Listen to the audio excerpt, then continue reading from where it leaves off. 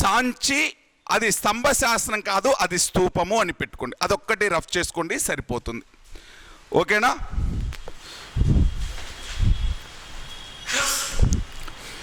సరిపోయిందా? 7 స్తూపాలు, 7 స్తంభ శాసనాలు, 7 pillar addicts. ఏంటివేంటివి అవి? మీరట్, తోప్రా, రాంపూర్వా, రుమ్మిండై, లౌర్యానందన్గర్, సారనాథ్, అలహాబాద్ అనేటువంటివి. అలహాబాద్ శాసనాన్ని ఏమని పిలిచాం? రాణి శాసనం. అలహాబాద్ శాసనాన్ని ఢిల్లీకి ఎవరు షిఫ్ట్ చేశారు? అక్బర్. మీరట్, తోమ్రా శాసనాలు ఢిల్లీకి ఎవరు షిఫ్ట్ చేశారు? ఫిరోజ్ షా తుగ్లక్ అనేటువంటి వ్యక్తి. రుమ్మిండై స్తంభ శాసనం ఏం చెప్తుంది? మౌర్యుల యొక్క ట్యాక్స్ సిస్టమ్. సారనాథ్ స్తూపం, సారనాథ్ స్తంభ శాస్త్రం పైన 4 సింహాల గుర్తుంది, అశోక చక్రం ఉంది, సత్యమేవ జయతే అనేటువంటి ఆ కొటేషన్ ఉంది. దానితో పాటు ఒక రివర్స్గా ఉండేటువంటి లోటస్ ఫ్లవర్ అనేటువంటిది, తామర పుష్పము అనేటువంటిది ఉండేది. ఇది దేనికి సంబంధించింది అంటే పిల్లర్ ఎడిక్ట్స్ అనేటువంటి వాటికి సంబంధించి. దీనితో పాటు అశోకుడు అనేటువంటి వ్యక్తి బుద్ధిజాన్ని అడాప్ట్ చేసుకున్న తర్వాత 84,000 స్తూపాలు అనేటువంటివి నిర్మించడం జరిగింది. దాదాపు 84,000 స్తూపాలు నిర్మించాడు అశోకుడు అనేటువంటి వ్యక్తి. మరి ఈ అశోకుడు అనేటువంటి వ్యక్తి 181 రాతి శాసనాలతో పాటు 7 స్తంభ శాసనాలు వేయించాడు. వీటితో పాటు కేవ్ ఎడిక్ట్ అనేటువంటివి ఎన్ని వేశాడు? ఒకటే. ఎన్ని గుహాలయ శాసనాలు వేయించాడు? ఒకటే గుహాలయ శాసనం వేయించాడు. ఆ గుహాలయ శాసనం పేరేంటి? బారాబరా కేవ్ ఎడిక్ట్ అని. అంటే బారాబరా కేవ్ ఎడిక్ట్ అనేటువంటిది, బారాబరా గుహాలయ శాస్త్రం అనేటువంటిది. బారాబరా గుహాలయ శాస్త్రం ఎక్కడుందని చెప్పాను? బీహార్. ఈ బారాబరా గుహాలయ శాస్త్రంలో ఏముంటుంది అంటే ఈయన ఈ బారాబరా అనేటువంటి ప్రాంతంలో 4 గుహలను నిర్మించాడు. 4 కేవ్స్ అనేటువంటివి నిర్మించి ఈ 4 కేవ్స్ అనేటువంటి వాటిని అజీవక మతస్థులకు దానం ఇవ్వడం జరిగింది. ఎవరికి డొనేట్ చేశాడండి? అజీవక. ఇలా ఈ ప్రాంతంలో 4 గుహలను తవ్వించి వీటిని అజీవక మతస్థులకు దానమిస్తున్నాను అని ఏ శాస్త్రంలో చెప్పుకున్నాడు? బారాబరా గుహాలయ శాస్త్రం, బారాబరా కేవ్ ఎడిక్ట్లో చెప్పుకున్నాడు. ఇలా ఈయన ఎన్ని గుహాలయ శాస్త్రాలు వేయించాడు? 1. ఎన్ని స్తంభ శాసనాలు వేయించాడు? 7. ఎన్ని రాతి శాసనాలు వేయించాడు? 181. ఈ 181 రాతి శాసనాల్లో మేజర్ రాక్ ఎడిక్ట్స్ అని 14, రిమైనింగ్ అన్నీ కూడా మైనర్ రాక్ ఎడిక్ట్స్ అనేటువంటివి. ఇది ఎవరికి సంబంధించిందండి? అశోకుడి యొక్క శాసనాలు అనేటువంటి వాటికి సంబంధించింది. నెక్స్ట్ ఇంకా ఏం చెప్పుకున్నాము అంటే వాళ్ళ యొక్క పొలిటికల్ హిస్టరీ అనేటువంటి దాని దగ్గరికి వచ్చాం. రాజకీయ చరిత్ర అనేటువంటిది. మరి రాజకీయ చరిత్ర ఎప్పటి నుంచి ఎప్పటి వరకు వీళ్ళ యొక్క రాజకీయ చరిత్ర? 321 BC నుంచి 184 BC. ఫస్ట్ రూలర్ గురించి చెప్పేశాను. ఆ ఫస్ట్ రూలర్ ఎవరు? చంద్రగుప్త మౌర్య.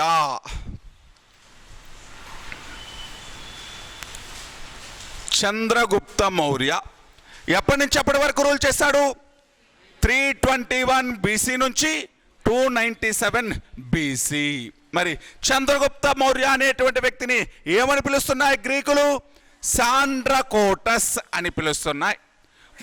ఇతడు చంద్రగుప్త మౌర్య అనేటువంటి వ్యక్తి యొక్క ప్రైమ్ మినిస్టర్ లేకపోతే మెంటార్ ఎవరు?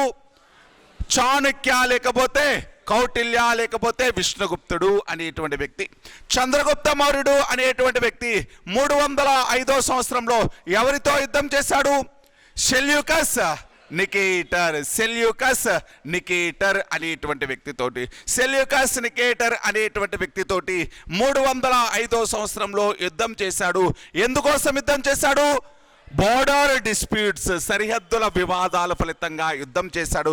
ఈ యుద్ధంలో సెల్యూకస్ నికేటర్ ఓడిపోయి తన యొక్క రాయబారిగా ఎవరిని పంపించాడు?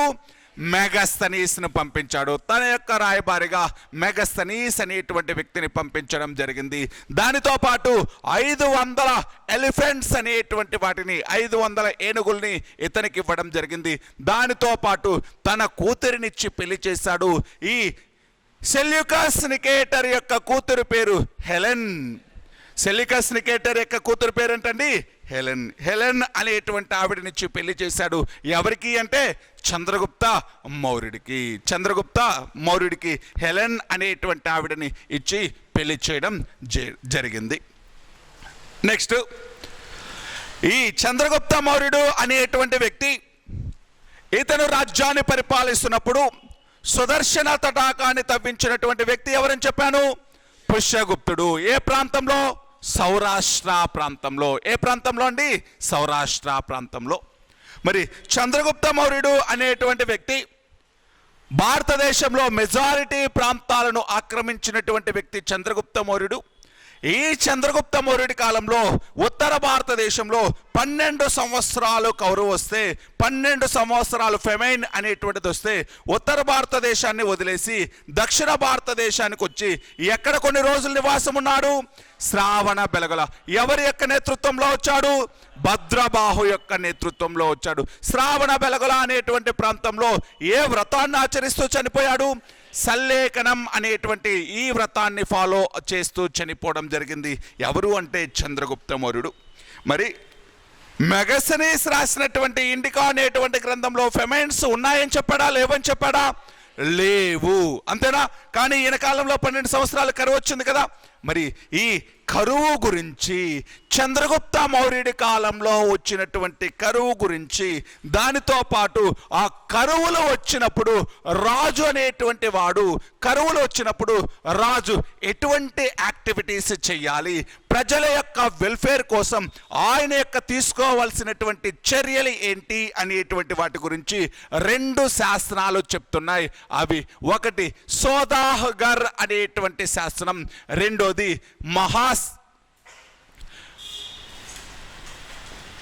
మహాసంస్థాన్ అనేటువంటి శాసనం. లేకపోతే దీన్నే మహాస్థాన్ అని రాసుకోండి. మహాస్థాన్ అనేటువంటిది. సోదాహగర్ అనేటువంటి ఇన్స్క్రిప్షన్, దానితో పాటు మహాస్థాన్. సోదాహగర్ అనేటువంటి ఇన్స్క్రిప్షన్, మహాస్థాన్ అనేటువంటి ఇన్స్క్రిప్షన్. సోదాహగర్ అనేటువంటిదేమో ఉత్తరప్రదేశ్లో అవైలబుల్ అయ్యింది. మహాస్థాన్ అనేటువంటిదేమో బంగ్లాదేశ్లో, ప్రజెంట్ బంగ్లాదేశ్లో దొరికిందండి. సోదాహగర్ అనేటువంటి శాస్త్రమేమో ఉత్తరప్రదేశ్లో అది దొరికింది. మహాస్థాన్ అనేటువంటి శాస్త్రమేమో బంగ్లాదేశ్లో దొరికింది. ఈ సోదాహగర్ శాస్త్రమైన మహాస్థాన్ శాస్త్రం రెండూ కూడా దేని గురించి చెప్తున్నాయి? ఫెమైన్స్ అనేటువంటివి వచ్చినప్పుడు, ఈ ఫెమైన్స్ అనేటువంటివి వచ్చినప్పుడు ఈ ప్రజల యొక్క, రాజ్యంలో ఉండేటువంటి ప్రజల యొక్క వెల్ఫేర్ కోసం ఒక రూలర్ అనేటువంటి వాడు చేయవలసినటువంటి యాక్టివిటీస్ ఎటువంటి పనులు చేపట్టాలి, కరువు నివారణ చర్యల గురించి చెప్తుంది సోదాహగర్ మరియు మహాస్థాన్ శాసనాలు అనేటువంటివి.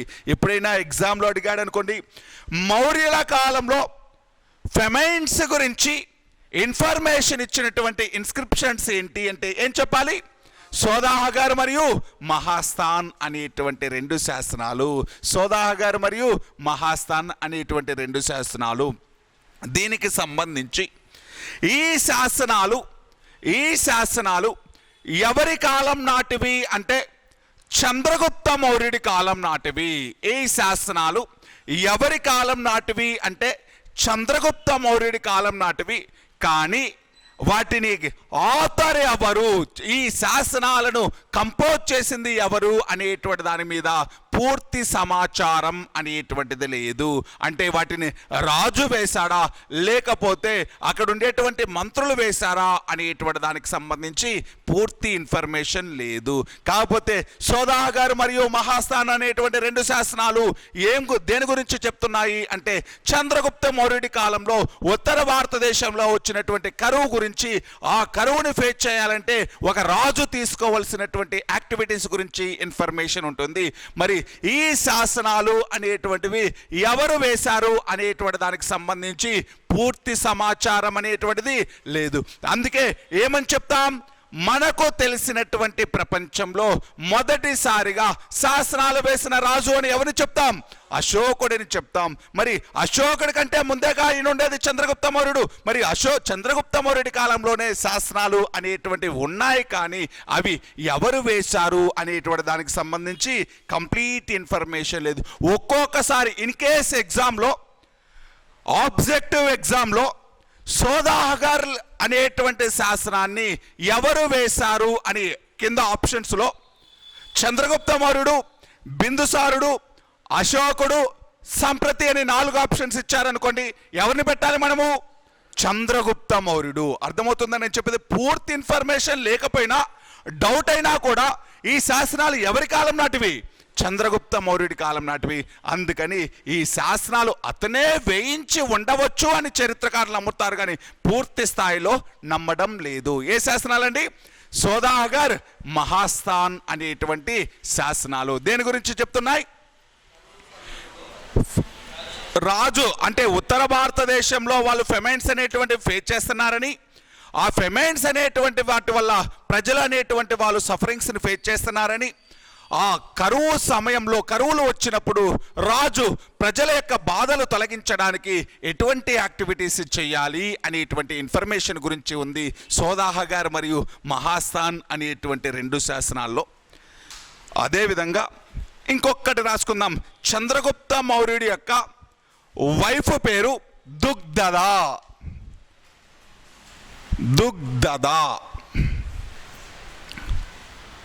చంద్రగుప్త మౌర్యుడి యొక్క వైఫ్ పేరు దుగ్ధద.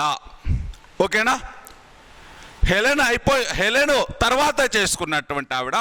ఫస్ట్ వైఫ్ ఎవరు అంటే దుగ్ధద. ఇక్కడికి రండి. ఓకేనా?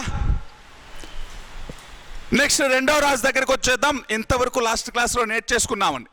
నేను మళ్ళీ ఏం చేశాను అంటే ఇంకా కొంచెం ఎక్స్ట్రా పాయింట్లు యాడ్ చేసుకుంటూ చెప్పేశాం.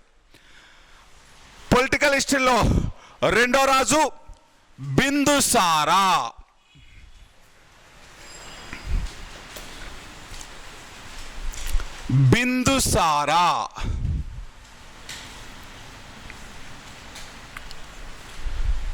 బిందుసారుడు అనేటువంటి వ్యక్తి చంద్రగుప్త మౌర్యుడికి మరియు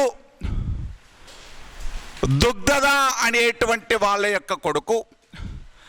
చంద్రగుప్త మౌర్యుడు మరియు దుగ్ధదల యొక్క కొడుకే ఎవరు అంటే బిందుసారా అనేటువంటి వ్యక్తి. ఈ బిందుసారుడిని గ్రీకు బుక్కులు ఏమంటున్నాయి అంటే అమిట్రకేటస్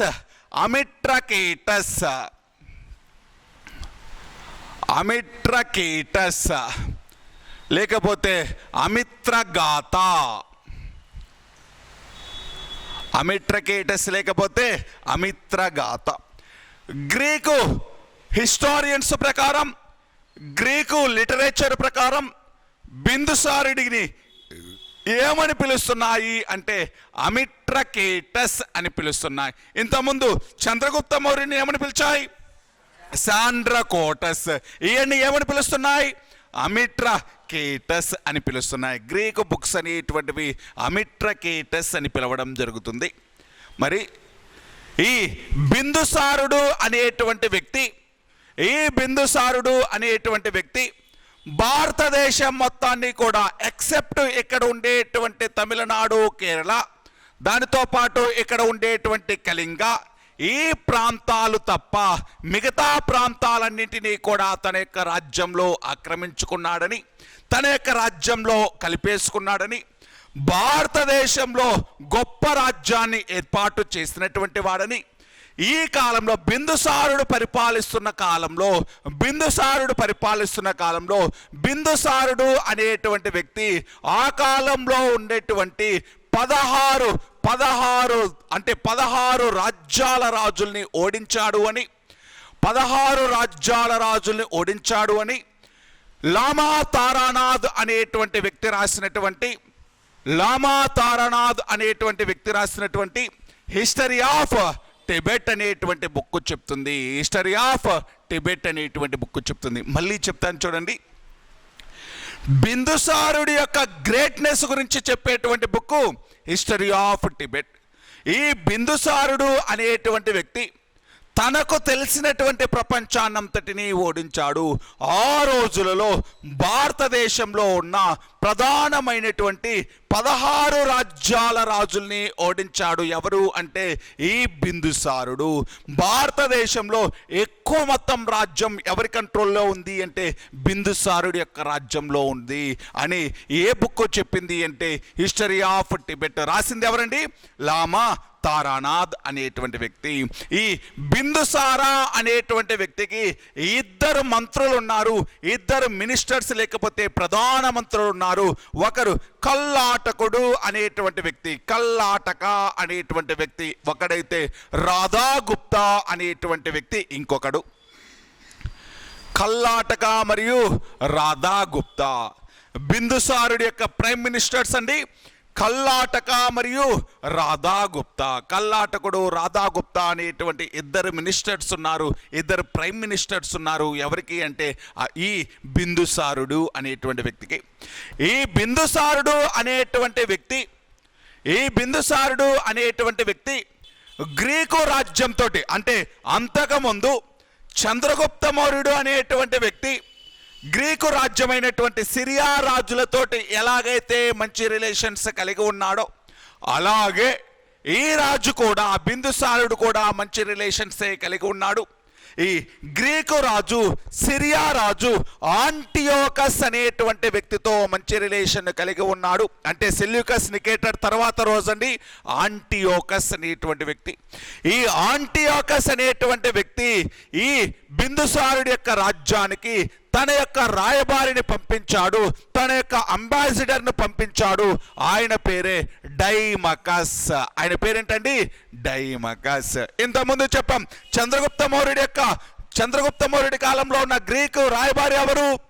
మెగస్తనీస్. బిందుసారుడి కాలంలో ఉన్నటువంటి గ్రీకు రాయబారి పేరు డైమకస్. బిందుసారుడి రాజ్యంలో ఉన్న ఒక రాయబారి పేరు ఏంటి అంటే డైమకస్ అనేటువంటి వ్యక్తి. ఎవరి తరపున వచ్చాడు ఆయన? ఆంటియోకస్. సిరియా అంటే గ్రీకు రాజు అయినటువంటి ఆంటియోకస్ అనేటువంటి వ్యక్తి, గ్రీకు రాజు అయినటువంటి ఆంటియోకస్ డైమకస్ అనేటువంటి వ్యక్తిని తన రాయబారిగా పంపించడం జరిగింది.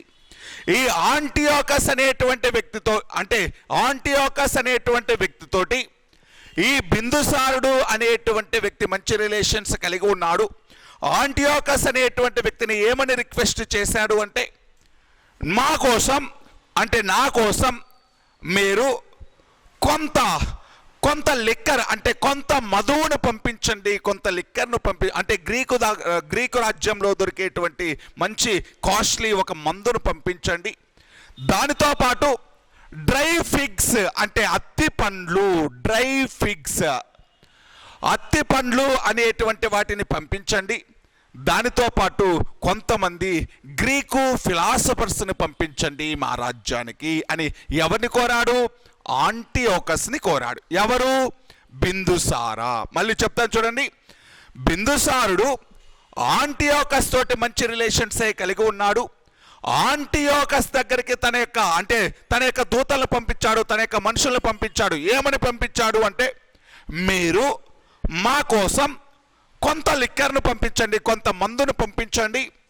దానితో పాటు అత్తి పండ్లు, డ్రై ఫిగ్స్ అనేటువంటివి పంపించండి.